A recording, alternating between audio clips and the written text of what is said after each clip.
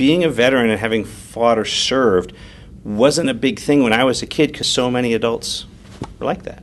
And now I have the vast majority of my friends who I ask will say, "Oh no, Eric, you're the only person I know in my entire world who has served in the military. You're the only one I know." So I'm Dr. Eric Fretz, Lieutenant Commander, U.S. Navy, retired. I came home and everything was intact. I'm older. I have all sorts of good support systems, and I struggled a good bit. And then I think of all the people I served with, and all of these 19 and 20-year-olds who come home and they have financial troubles, and they may be divorced. The kids have been taken away. The house is in foreclosure. They don't have money. They don't have any sorts of supports. And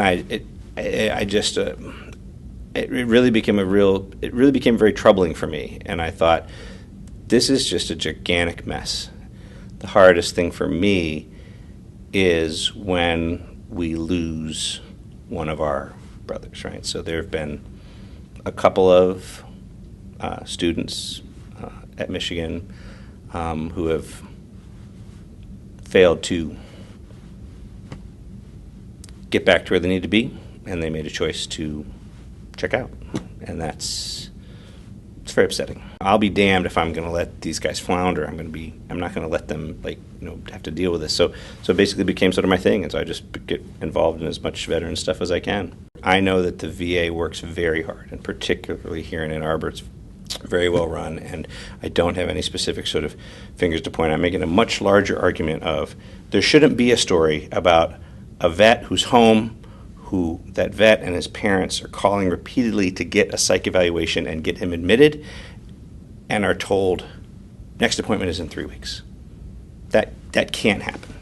When you look at wait times for VA and all those issues, all bureaucratic bungling aside and political attacks aside, they need more money. There has to be more resources for the vets that have these problems.